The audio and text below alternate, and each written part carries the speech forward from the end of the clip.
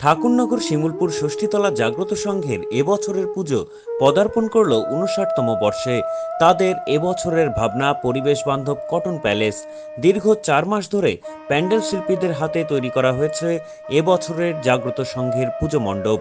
সম্পূর্ণ পুজো মণ্ডপটিকে সাজানো হয়েছে সুতোর কাজের উপর।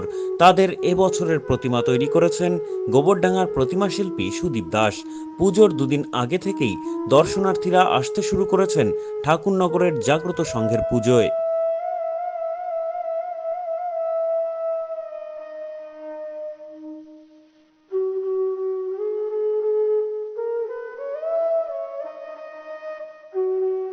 আমাদের শিমুলপুর ষষ্ঠীতলা জাগ্রত সংঘের ৫৯তম বর্ষের এবছরের পুজো। আমাদের বিশেষ নিবেদন কটন প্যালেস। সমস্ত মণ্ডপটাই সুতো দিয়ে নিখুঁতভাবে তৈরি করা হয়েছে শিল্পীর অসাধারণ দক্ষতায়। আমাদের এবারের নিবেদন কটন প্যালেস। আমাদের গাইঘাটা ব্লকের মধ্যে আমাদের জাগ্রত সংঘের পুজো প্রত্যেক বছরই একটা অন্যরকম নিদর্শন থাকে। এবছর আমরা চাইছি আমাদের প্যান্ডেল যথেষ্ট সুন্দর হয়েছে। আশা রাখছি মানুষ সাড়া জাগাবে, এখানে অসংখ্য দর্শনার্থী আসবে এবং আমরা চাই প্রতি বছরই এরকমভাবে মানুষকে আকর্ষিত করতে এবং আমাদের মণ্ডপকে আরও সুন্দর থেকে সুন্দর করে তুলতে। জাগ্রত সংঘের প্রত্যেক বছরই একটা আলাদা প্রয়াস থাকে এবং আমরা প্রত্যেক বছর নতুন নতুনভাবে মণ্ডপটাকে তৈরি করি এবং আমাদের প্রতিমা এবার আমাদের প্রতিমা করেছে প্রতিমা শিল্পী গোবরডাঙ্গার সুদীপ দাস। সুদীপদার প্রতিমা আমাদের খুবই সুন্দর হয়েছে।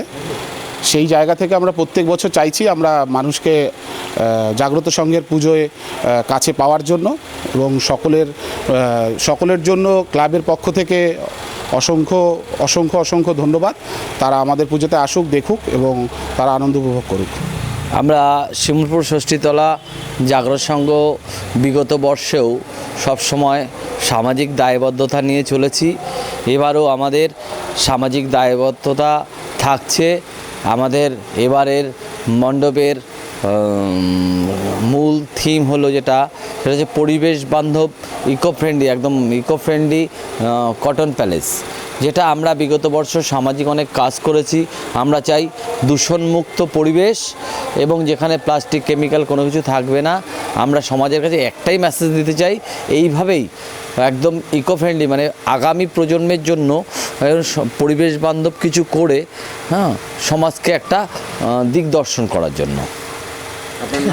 আমার নাম দেবাশিস দে এবং আমি এই জাগ্রত সংঘের সম্পাদক। আমরা আগামী দিনে বস্ত্র বিতরণ অনুষ্ঠান করব এবং বিভিন্ন জায়গায় বন্যায় যেভাবে হয়েছে আমরা আমাদের ক্লাবের থেকে ত্রাণ দিয়েছি এবং আমরা সামাজিক কাজগুলোতে বিগত দিনগুলোতে সবসময় অগ্রণী ভূমিকা নিয়ে থাকি।